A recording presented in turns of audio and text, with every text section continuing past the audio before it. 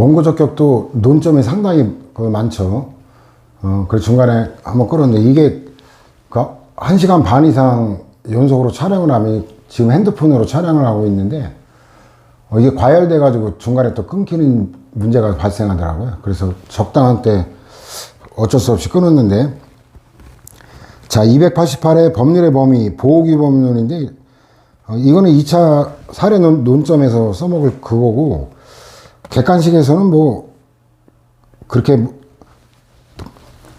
썩 중요한 논점은 아니에요. 그냥 기본적으로 근거 법률만이 아니라 관계 법령까지 포함한다. 그 정도 알면 되는 건데, 관련 복귀가 보호하는 목적을 탐구하는 행정법학 방법론에 하는데, 사익보호성을 판단함에 있어 행정주체 행위 의무를 부여하는 복귀에 사익보호에 대한 명문의 규정이 없어도 복귀범의 목적론적 해석을 통해 보호의 요구를 찾아내야 한다는 이론인데, 복귀범이 특히 제3자의 보호를 목적으로 하는 경우에도 제3자의 사익보호성이 있다는 이론을 제3자 보호규범론, 제3자 고려 명령 이론. 그러니까 문장은 좀 교수님 문장이라 조금 어려웠는데, 뭐냐면 어떤 그 법규가 규정하고 있는 그 목적, 이게 오로지 공익만 보호하는 것이냐 아니면 부수적이나마 사익도 보호하는 취지냐라는 그런 어떤 보호규범의 목적을 탐색하는 이론을 얘기하는 거예요. 그래서 이 보호규범의 범위에 관한 게 이제 이게 출제되는 논점인데, 그 판례는 종래 근거법령에 이라는 표현을 썼다가 이제 관계법규까지 확장하고 있는 거거든요. 당해 처분의 근거법규를 넘어 관계법규에 의해 보호되는 이익까지 포함시키는 게 아니라 통설이고, 그 기본권은 이제 1편에서도 봤죠. 자유권, 다른 말로 하면 방어권적 기본권이죠. 이것만 인정하고, 또 효력의 우위하고 이것도 논점이 달라요. 효력의 우위는 헌법이 같지만 자유권보다 개별 법률이 적용상의 우선권을 갖고 있다. 그러니까 이건 왜 그래? 법률이 더 구체적인 거라 그렇죠. 그 효력의 우위와 그 적용상의 우위는 다른 거예요. 이것도 한번 출제가 됐던 논점이에요. 처분의 근거 법령이 폐지된 경우 당해 법령에 근거한 신청에 대한 거부 처분의 취소를 청구할 법률상의 이익이 부인될 수 있는데, 처분의 근거가 재량 규정일 때 이때는 처분의 상대방은 그 처분의 취소를 청구할 원고 적격이 인정된다. 이건 뭐 별 특별한 건 아니고, 대법원 판례는 종전에 이제 근거 법률이라는 테두리를 유지하면서 절차적인 규이나 처분과 실질적 관련성이 있는 관계 법령을 근거 법률로 표현했는데, 근데 이제 이게 주류적인데 최근에 관련 법규까지 포함한 이 판시가 이제 주류적인 거예요, 오히려. 그러나 앞에서 계속 봤지만 환경권과 자연방위권 이런 거, 환경정책 기본법상의 권리 이런 걸 원고적게 부정하고 있다 그랬죠. 그 옛날에는 이제 그 부산광역시 화장장 설치 사건인데,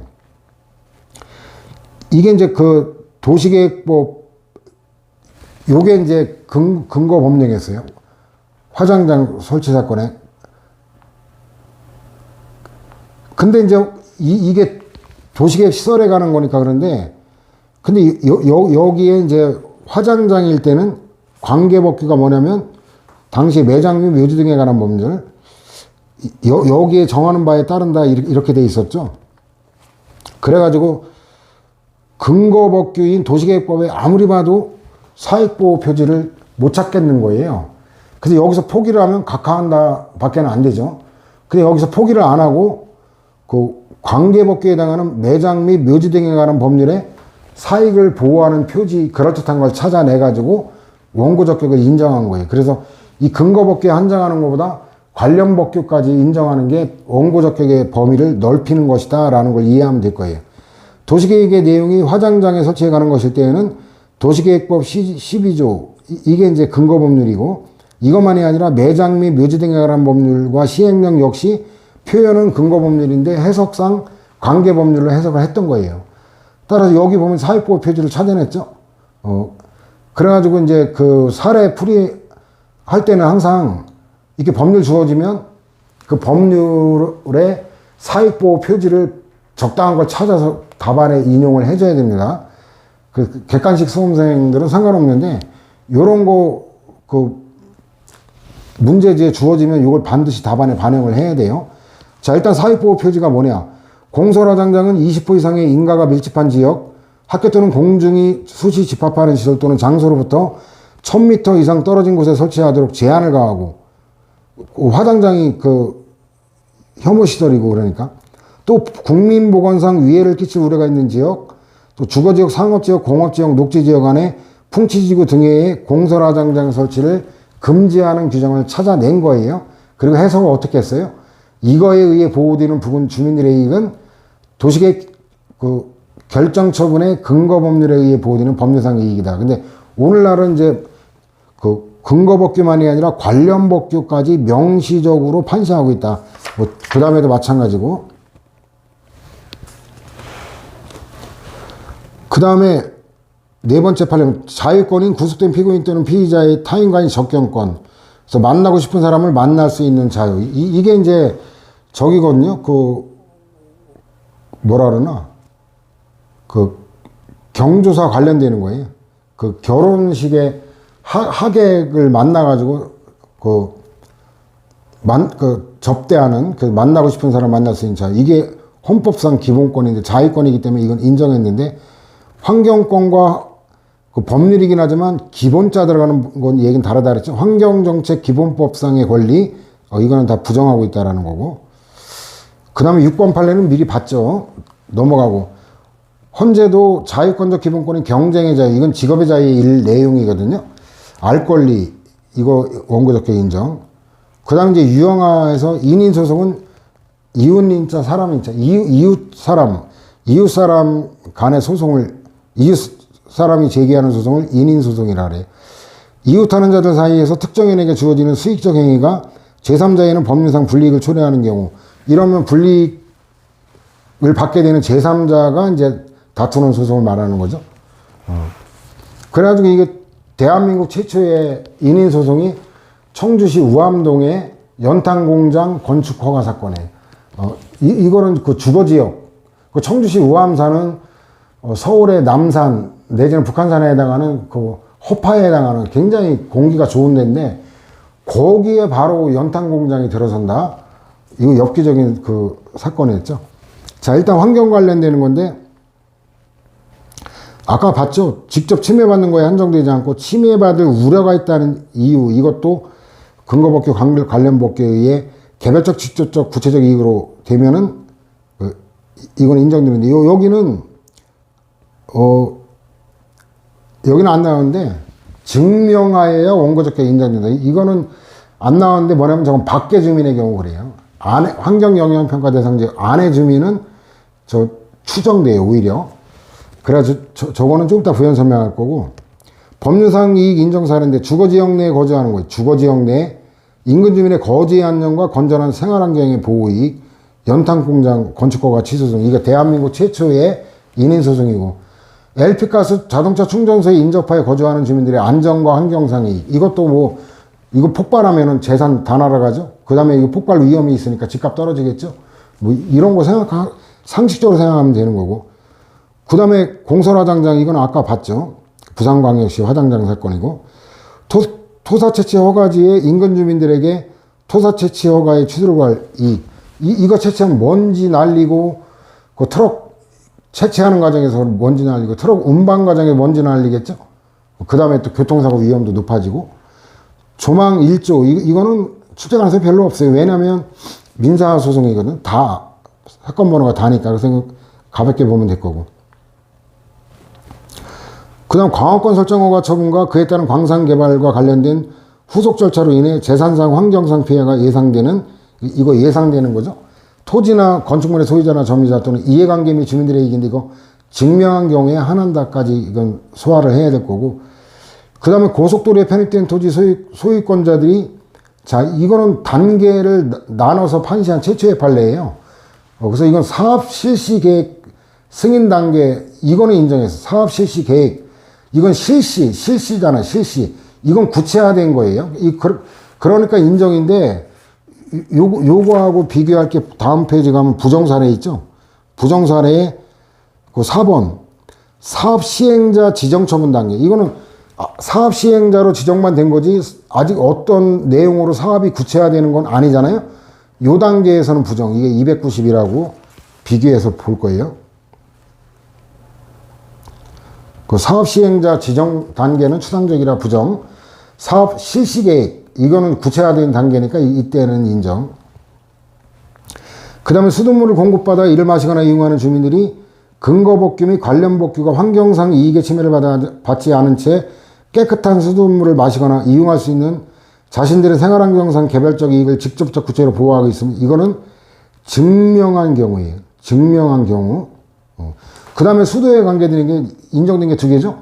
김해시장이 낙동강에 합류하는 하천수 주변의 토지에 그 산업 직접 활성화 및 공장 설립에 관한 법률에 따라 공장 설립을 승인하는 처분하는 사안인데, 공장 설립으로 수질 오염 등이 발생할 우려가 있는 취재장에서 물을 공급받는 부산광역시 또는 양산시에 거주하는 주민들의 이익인데, 이게 골때래요. 이 수도, 이게 부정되는 사례, 생으로 외워야 돼. 논리가 일관되질 않아요.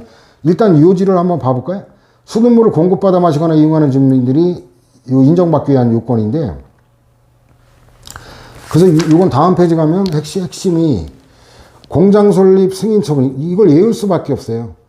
사건별로. 공장 설립 승인 처분과 후속 절차에 따라 공장이 설립되어 가동됨으로써 배출수 등으로 인한 수질 오염 등으로 직접적이고도 중대한 환경상 피해를 입을 거로 예상되는 주민들이 환경상 침해를 받지 아니한 채 물을 마시거나 용수를 이용하며 쾌적하고 안전하게 생활할 수 있는 개별적 이익까지도 구체적 직접적으로 보호하려는 데 있다. 따라서 수돗물을 공급받아 이를 마시거나 이용하는 주민들로서는 위 근거법규 및 관련 법규가 환경상 이익의 침해를 받지 않은 채 깨끗한 수돗물을 마시거나 이용할 수 있는 자신들의 생활환경상 개별적 이익을 직접적 구체적으로 보호하고 있음을 증명하여 인정받을 수 있다. 증명이라는 전제하에 그렇다는 거예요. 그 다음에도 공장 설립 승인과 관련되는 거, 이걸 외워야 돼. 공장 설립 승인과 관련되는 거 인정. 근데 부정사례 5번 보면 5번에는 3번 보면은 상수원 보호구역 변경 처분으로 침해되는 상수원에서 급수를 받고 있는 지역 주민들이 가지는 상수원의 오염을 막아 양질의 급수를 받을 이익. 이것도 수도 관련되는 건데, 공장 설립 승인 인정, 상수원 보호구역 변경 처분 부정. 이거 외우지 않으면 안 돼. 논리가 일관되질 않아요. 이거 그 관련 판례 밑으로 봐볼까요? 수도법이 보호하고자 하는 것은 상수원의 확보와 수질 보전일 뿐이고, 참 엽기적인. 아니, 상수원의 확보와 수질 보전 자체가 목적이라는 거예요? 아니, 이걸 왜 이걸 상수원 확보하고 왜 수질을 보전해요? 주민들에게 양질의 수돗물을 공급하기 위한 거 아니에요? 이런 정신나간 판례죠. 그러니까 외울 수밖에 없어요. 이 정신나간 판례. 그러니까 얘가, 이게 찜찜하니까 아까 증명하여 인정하는 거, 그냥 모순되는 거 같이 바로 인정해버리면 비판받을 거 좀 뒷골이 당기니까 증명하여 인정받을 수 있다 해놓고 이제 그런 식으로 슬그머니 논리를 바꾼 거예요. 그래서 그 상수원에서 급수를 받고 있는 지역 주민들이 가지는 상수원의 오염을 막아 양질의 급수를 받을 이익은 이거는 직접적 구체적으로 보호하고 있지만 명백하다. 납득하기가 어려운 건데, 그 다음에 보면은 이제 거리를 좀 보면 돼요. 서울에 거주하는 거예요. 서울에 거주. 이거는 해석이 되는 게 서울에 거주하는 아주 효심 깊은 효자 사건이에요. 공장 설립 예정지에 인접한 곳에 두 필지의 토지를 공유하여 지상에 선대의 묘 4기를 두고 있는 자나, 이거는 어때요? 서울에 거주한 거예요. 서울에 거주하니까 어때요? 서울에 거주하니까 이게 환경 영향 받아요? 이게 안 받죠. 그 다음에 이제 이웃 주민이긴 한데 공장 설립 예정지로부터 무려 500m 떨어진 거예요. 500m. 근데 이거는 그 유해 업소는 아니고 뭐라고 표현해야 되나? 그 공해 요인에 따라 달라. 이거는 레미콘 공장 그거거든요. 레미콘 공장 같은 경우는 500m 정도 떨어지면 환경 영향을 별로 안 받는다고 본 거예요.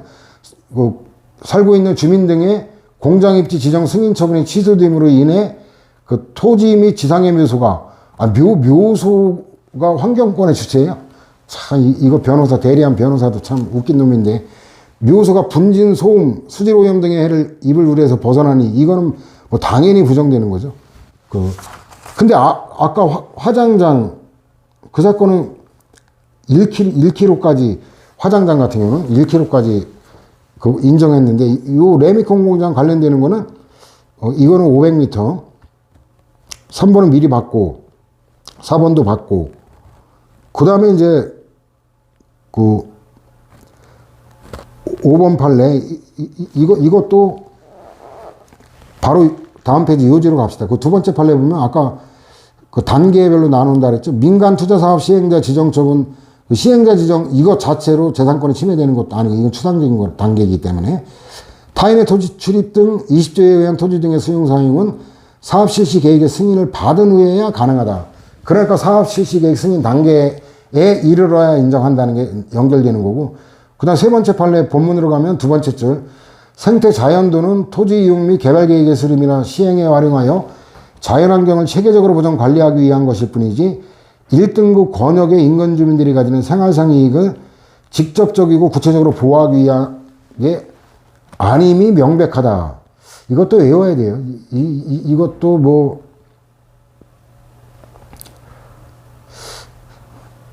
생태 자연도가 뭔지를 저도 정확히 이해를 못하기 때문에 그냥 뭐 외우는 게 좋겠고, 환경영향 평가 대상 지역인데 이거는 다행히 안팎으로 유형화되어 있기 때문에 좀 쉬워요. 일단은 안해 주민은 일단 인정인데 이건 1-176에서 인정했던 건데, 옛날에는 안팎을 나눠서 안은 무조건 인정, 밖은 부정했어요. 근데 최신 판례는 안해 주민은 이제 사실상 추정까지 더 강화해서 인정하고 밖의 주민이라도 증명한 경우는 인정하고 오는 걸로 바뀌었어요.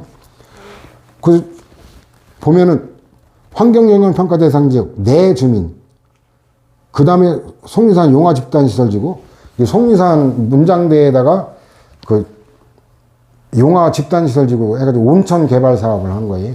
그래가지고 그 상류에 속한 그 괴산군에 사는 주민이 제기한 건데, 대상지역 안이니까 뭐 법을 것도 없어. 그 다음에 안, 대상지역 내, 그 다음에 내, 뭐 일일이 읽을 거 없이 내자, 안 다 나오는데, 근데 이제 7번 법 봐요. 밖인데 입증한 경우죠. 폐기물 소각시설의 부지경계선으로부터 300m 밖에 거주하는 주민들인데 밑에 보면 입증, 밖에는 입증이란 말이 나와야 돼요. 입증이란 말이 안 나오면 부정되는 거고. 그 다음에 안, 이거는 사실상 추정. 이것도 참 엽기적인 거예요. 왜냐하면 추정이라고 하는 거는 입증 책임과 관련되는 그 법적인 건데, 사실상 추정이라는 말은 모순되는 표현이에요. 추정은 법적인 효과를 갖고 있는 용어인데, 사실상하고 대립되는 용어인데, 사실상 추정, 이거는 참 엽기적인 거라 외워야 됩니다, 이거는. 그 다음에 밖의 주민은 그 입증한 경우라 그랬죠. 밖의 주민이 입증한 경우.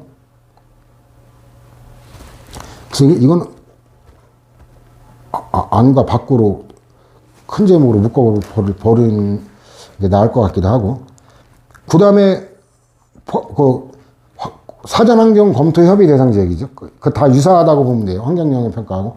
충분하다고 보이는 주민들이 원고들에 대해서는 환경상의 이익에 대한 침해 또는 침해 우려가 있는 거로, 이것도 안에 이건 추정. 그 다음에 이제 해석이 가능한데, 영향권 내 주민들을 비롯해 내 주민이니까 당연히 해석할 수 있고, 영향권 내에서 거주하지는 않지만 농작물을 경작하는 등 현실적으로 환경상의 이익을 향유하는 자, 이게 295하고 비교해야 될 거예요. 이거는 환경 영향을 받잖아요. 농사 지으려면 새벽부터 해 떨어질 때까지 거기서 계속 호흡을 해야 되잖아요. 근데 다음 페이지 부정사례 도펴보면 두 번째, 이게 294하고 비교할 건데, 영향권 내 건물 토지를 소유하거나 단지 소유만 하는 거예요. 소유하고 다 다른 데 거주하면 환경 영향 안 받잖아요. 그 다음에 받더라도 환경상 이익을 일시적으로 향유하는 데 그치는 자, 이거는 유형화돼서 비교가 되죠. 그 다음에 그 12번 보면은 영향권 내의 주민, 뭐 기준 그거고, 13번 보면 500m인데 아까 레미콘 공장 이거는 부정됐다네요. 근데 여기 낙골 땅, 이거는 500m, 이거는 인정했던 거예요. 그래서 낙골 땅, 화장장 이런 거하고 레미콘 공장이 주는 환경 영향 범위가 오염원에 따라 다르다라는 그 감각으로 보면 될 거고, 그 다음에 또 폐기물 매립시설, 이건 쓰레기 매립이에요. 이거는 뭐 악취가 몇 킬로까지 가겠죠. 그러니까 이거는 2km 이내 간접 영향권 지정 가능 범위 내, 이것도 뭐 상식적으로 접근하면 돼요. 이 쓰레기 냄새가 뭐 몇 킬로 이상 가겠죠. 바람 불면, 그죠? 자, 그 요지는 뭐 특별할 거 없어요. 여러분들 읽어보면 될 거고, 밖의 주민은 원칙적으로 부정해요. 그래서 요지 보면은 본문으로 가면 환경영향평가 대상 지역 밖의 주민, 이걸 일단 부정되죠. 일반 국민, 산악인, 사진가, 학자, 환경보호단체 등의 환경상 이익이나 전원개발사업, 전원개발사업은 이제 발전 사업이에요. 발전. 전원이 전기를 얘기하는 거죠. 전기 에너지. 그 개발사업구역 밖의 주민 등의 재산상 이익에 대하여는 근거법률에 이를 그들의 개별적, 직접적, 구체적 이익으로 보호하려는 내용의 취지를 가지는 규정을 두고 있지 아니하므로 원고 적격이 없다. 그 다음에 이제 소유만 하는 경우, 여기 거주하는 게 아닌 거고, 이게 그 교수들한테 엄청나게 비판을 받았던 게 뭐냐면, 안의 주민은 인정, 밖의 주민 부정, 이게 너무 획일적이라는 거예요. 밖의 주민도 나름이잖아요. 여기가 환경영향 평가 대상 지역이라고 한번 칩시다. 여기서 불과 10cm밖에 안 떨어졌는데, 여기하고 10cm밖에 안 떨어졌는데, 여기 있는 사람은 원고 적격 인정되고, 나는 영향을 안 받아서 10cm밖에 안 떨어졌는데, 나는 원고 적격 부정되고. 그렇다면 우리가 이런 가정을 한번 해볼까요? 환경영향평가 대상 지역 내에 왼발을 딛고 밖에 오른발 딛고 코를 중앙에 경계선에 딱 서 있으면 왼쪽 코는 영향을 받고 오른쪽 코는 영향을 안 받고, 이걸 갖다가 그럼 웃기는 거 아니에요?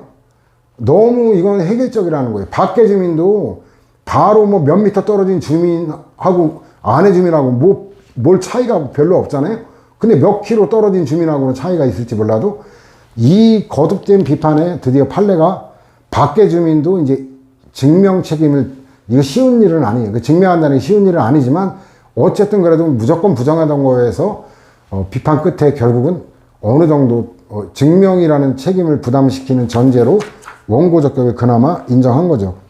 그 다음에 곡물 사용 관계인데, 이거 답을 다 주죠. 그 도로의 용도 폐지 처분에 관해 직접적 이해관계, 이런 당연히 인정되죠. 근데 그 일반적인 시민생활에 있어 도로를 이용만 하는 사람, 이것도 그냥 어쩌다 지나가는 뜨내기, 이걸 얘기하는 거고, 강론의 용어로 치면 특별 사용자가 아닌 보통 사용자, 이거는 부정된다는 거 강론에 추가적으로도 좀 더 상세하게 배울 거고. 그다음 두 번째도 납득 가능해요. 유일한 도로가 폐쇄됐지만, 아까는 왼쪽에 인정됐잖아요. 유일한 도로가 폐쇄됐지만, 이 오른쪽과 다른 거는, 오른쪽은 새로운 공로가 개설된 경우에, 그럼 새로운 도로로 다니면 되잖아요. 그 다음에 횡단보도가 설치된 도로 인근에서 영업활동하는 자의 영업상 이익. 이건 그 물적 행정행위 관련해가지고 행정행위 때 배웠잖아요. 이 근거법률이 횡단보도 설치 근거법률이 뭐라 그랬어요? 도로교통법. 근데 이거는 경찰행정법이라 그랬죠. 경찰은 공공의 안녕 질서 유지라는 공익 보호를 목적으로 하는 거니까 사익보호와 무관하다 해석할 수 있는 거고. 문화재 관련되는 건데, 자, 되게 쉬워요. 토지 소유자. 왼쪽에 인정된 건 토지 소유자. 토지 소유권은 뭐예요? 토지 소유권은 재산권 중에 가장 완전하면서 포괄적이면서 영구적인 게 소유권이에요. 그 소유권 침해에 관련되는 거 인정.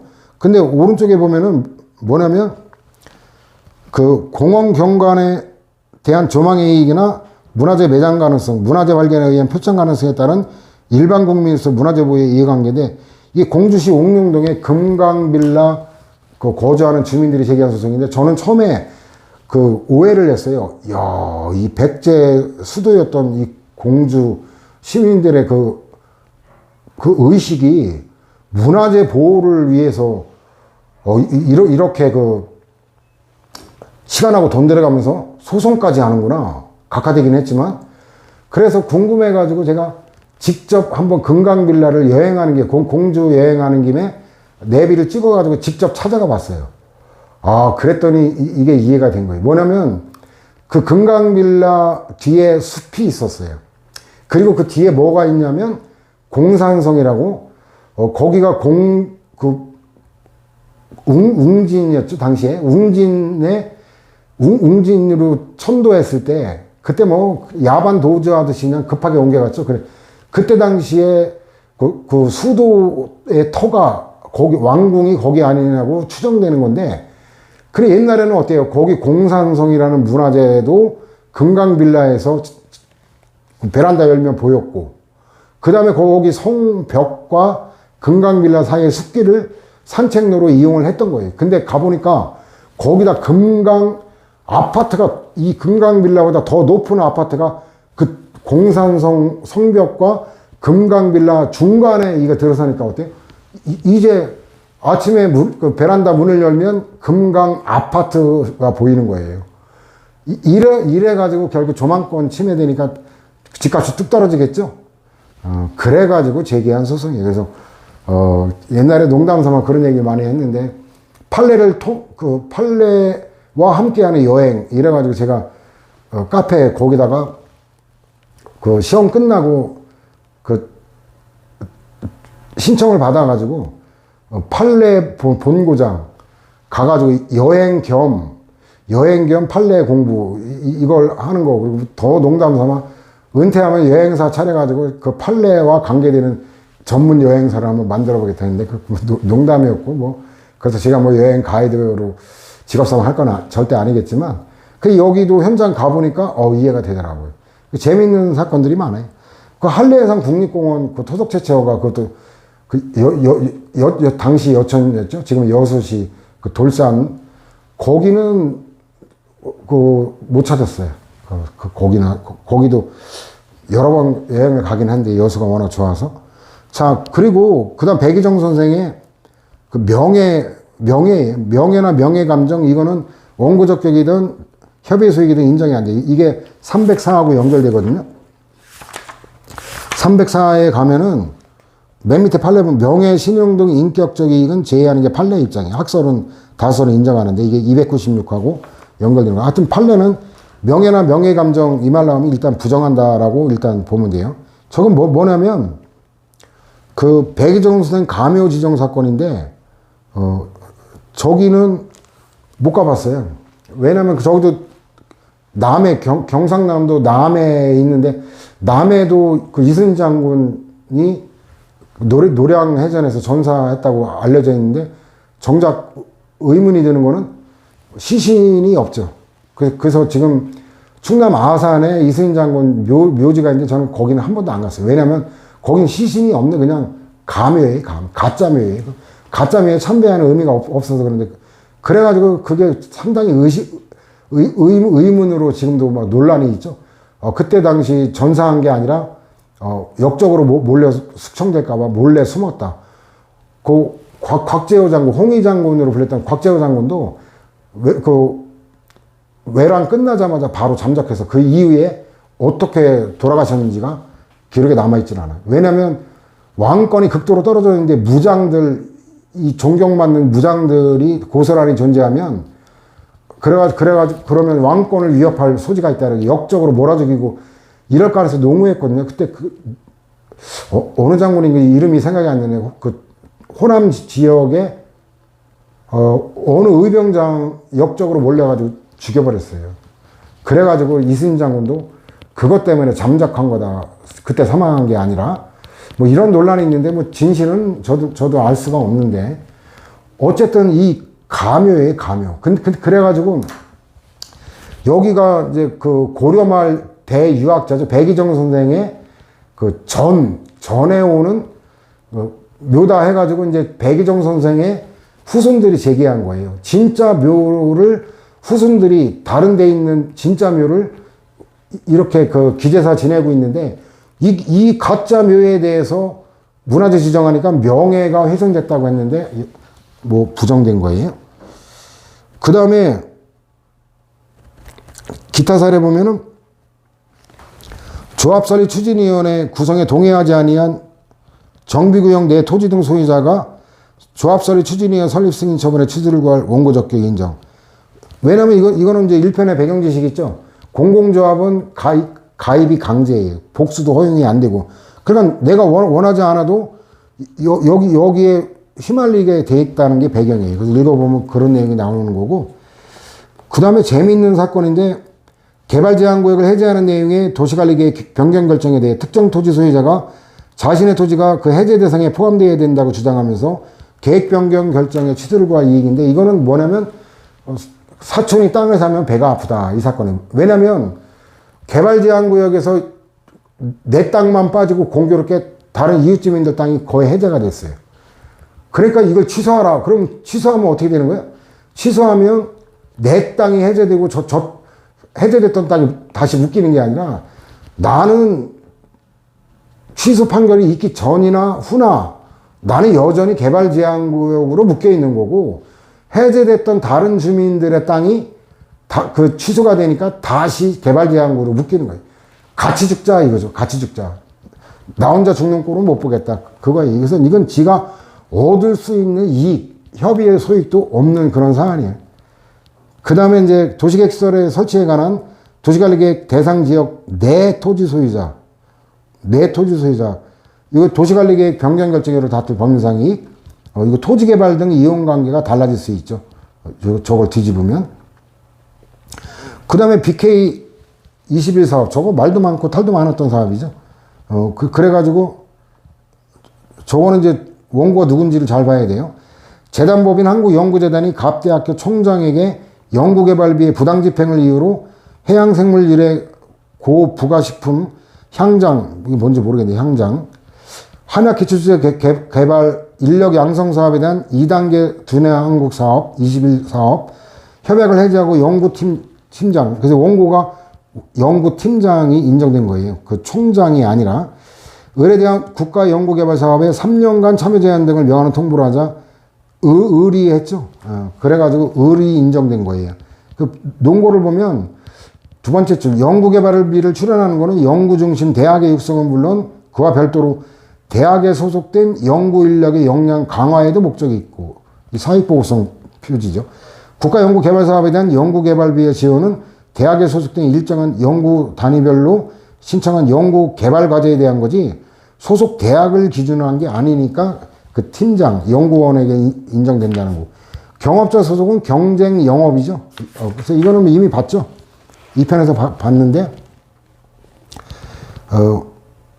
특허업자 인정, 허가업자 부정이죠. 근데 이 판단 표지를 한 번 더 마지막으로 보는데 2-111에서 인용한 판례인데, 기존의 업자가 경업자에 대한 면허나 인허가 등 수익적 행정 처분의 취소를 구할 당사자 적격이 있는 경우인데, 일반적으로 면허나 인허가 등의 수익적 행정 처분의 근거가 되는 법률이 해당 업자들 사이에 과당 경쟁, 이런 표현을 익히라 그랬죠. 과당 경쟁으로 인한 경영의 불합리를 방지하는 것도 목적으로 하고 있는 거예요. 이런 표현 익혀놔야 돼요. 다른 업자에 대한 면허나 인허가 등의 수익적 행정 처분에 대해 미리 같은 종류의 면허나 인허가 등의 수익적 행정 처분을 받아 영업을 하고 있는 기존의 업자, 이 기존 업자가 들어가면 경업자가 되는 거고, 신규 대 신규가 되면 경원자가 된다 그랬죠. 기존의 업자는 경업자에 대해 이루어진 면허나 인허가 등 행정처분의 상대방이 아니라 하더라도 당행정처분의 취소를 구할 당사자 적격이 있다라는 거죠.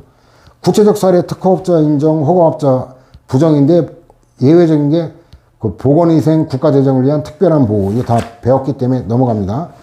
경원자 소속은 경쟁 출원이죠. 신규 출원한 사람인데 그것만 갖고는 안 되고 배타성 표지. 여러 명이 신청했는데 여러 명에게 다 발급할 수 있다면 이건 경원 관계가 아니고, 여러 명이 신청해서 딱 한 명에게만 발급할 수밖에 없는 게, 그럼 면허 발급받은 한 명 빼고 나머지는 필연적으로 직업의 자유라는 자유권이 침해되니까 원고 적격이 인정되는 거죠. 필연적으로. 그래서 경원자 개념의 특성상 인정된다는 거죠. 직업의 자유가 침해되는 사안이니까. 다만 구체적인 경우에 있어 그 처분이 취소된다 하더라도 허가 등의 처분을 받지 못한 불이익이 회복된다고 볼 수 없을 때, 이때는 협의 소익이 부정되는 거죠. 자, 그래서 경원관계 개념이 바로 잘 나와 있죠. 사례까지도. 자, 면허나 인허가 등의 수익적 행정 처분을 신청한 수인이 기존 업자가 여기 들어가면 안 돼요. 서로 경쟁 관계에 있어서 이것만 갖고는 안 되고, 일방에 대한 면허나 인허가 등의 행정 처분이 타방에 대한 불면허 불인가 불허가 등으로 귀결될 수밖에 없는 경우. 자, 요런 사례 풀이할 사례 다반작성할 때 이 문장은 예언해야 될 문장이에요. 객관식 수험생은 눈에 익히면 되는 거고, 자, 이 다 사례를 배웠지만 공유수면 매립면허 도로조명허가 이거 특허 내 배타적 독점적 경영권 인정하는 거라 그랬죠. 근데 허가 없어도 거리 제한 규정이나 업소 개수 제한 규정 이런 게 대표적인 게 뭐가 있었어요? 담배, 일반 소매인 그거 봤죠?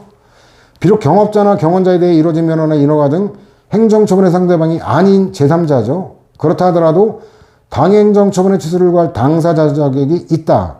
다만 구체적인 경우에 있어 그 처분이 취소된다 하더라도 허가 등의 처분을 받지 못한 불이익이 회복된다고 볼 수 없을 때 이때는 그 정당한 이익이 없다. 이건 이제 협의의 소액에 관한 논점이에요. 그 다음에 이제 본문의 네 번째로 가볼까요?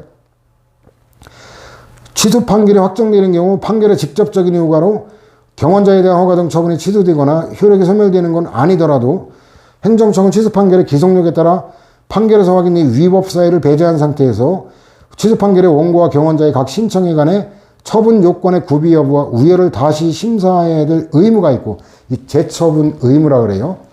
재심사 결과 경원자에 대한 수익적 처분이 직권 취소되고 취소 판결의 원고에게 수익적 처분이 이루어질 가능성을 완전히 배제할 수 없으니까 인정. 이거 굉장히 중요한 논점이에요, 이것도. 그 다음 경원관계라 하더라도 명백한 법적 장애로 인해 원고 자신의 신청이 인용될 가능성이 처음부터 배제되는 경우. 이러면 목적 달성이 불가능한 거죠. 이거는 이제 그 법학 전문대학원 그 사건이거든요. 그래 저 협의의 소익에 관한 논점이에요. 근데 경원자 관계니까 편의상이 없어 종합정리하겠다고 한 건데 이건 협의의 소익에 관한 논점이에요. 그럼 네 번째도 마찬가지죠. 피고는 한 개 업체만 허가하기로 했기 때문에 경원 관계가 된 거죠. 그 다음에 이제 마지막 사례가 될 것 같네. 그 밖에 거 사례인데, 자, 첫 번째 거는 출제는 안 됐는데 외워두는 게 좋아요. 공익의 대표자로서 조사관, 출제는 안 됐지만 출제되면 안 보면 맞출 수가 없어요. 왜?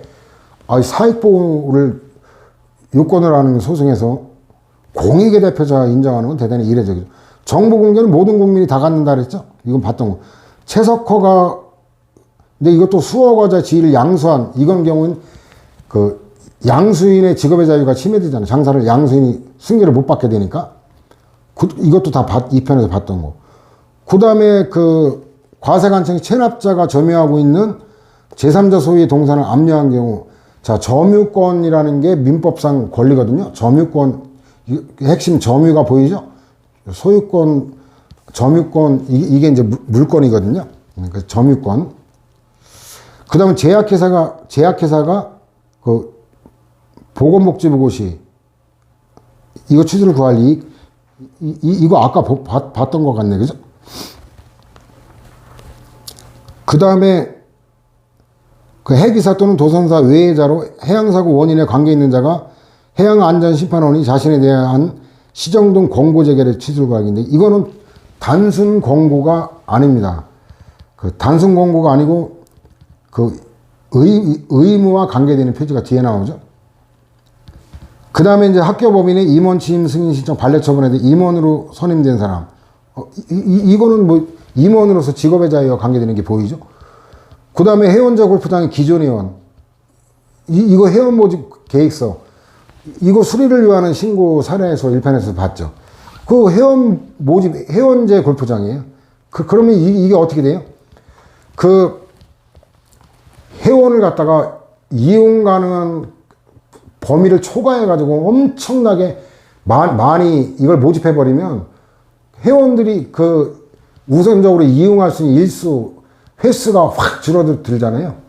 그런 권리와 관계되는 배경이 있는 거고, 그 다음에 이제 그 분양 전환 승인, 뭐야? 이건 아까 봤죠? 임차인만이 아니라 임차인 대표회의. 그 다음에 이제 정시기사 선임처분에 관해 상당한 재산을 출연한 자와 학교 발전에 기여한 자. 이거는 뭐 그냥 외워둬야 될 거네. 그 다음에 이제 담양군수가 그 보조사업자, 농가 계약 상대방이 될 수 있는 시공업체를 공모 절차를 통해 선정한 사안인데, 여기서 제외된 원고들, 이거는 제외됐기 때문에 뭐 당연히 불이익 처분이죠. 저것도 뭐 경험관계 명확하지 않은데, 애초에 한 명만 뽑은 거지. 그래서 경험관계로 분류는 안 해놨어요. 경험관계 이상한 것 같긴 한데, 그런 내용이 판례에 나오지는 않아서 일단 여기 기타로 분류했는데, 자, 분양 전환에 가는 건 뭐 앞에서도 봤기 때문에, 여기 임차인 대표 회의인데, 여기도 핵심은 세 번째 줄 나와요. 본문의 핵심. 임차인 3분의 2 이상의 동의를 받아 직접 분양 전환 승인을 신청할 수도 있고, 뭐 이런 그 임차인만이 아니라 대표회의에도 이 권리와 관련된다라는 거고. 그래서 이거는 뭐, 이번은 논리적으로 어떤 뭐 특별한 근거가 있는 건 아니에요. 그냥 에어둘 수밖에 없어요. 그 부정 사례인데, 그 첫 번째 거는 논거를 좀 봐야 돼요. 그래가지고 맨 밑에 보면은 전송망 사업자 지정을 받은 것만 갖고는 이 사건 주파수 대행에 대한 이용권이 발생했다고 볼 수 없고, 권리가 아직 이 단계에서는 없다라는 배경을 보고 나면 저건 좀 이해가 될 거고. 그 다음에 다시 두 번째 그 사례 보면, 보조금 지원 사업 시행기간의 장인, 뭐야? 이거 간접적인 거에 불과하다. 이것도 뭐야 이게?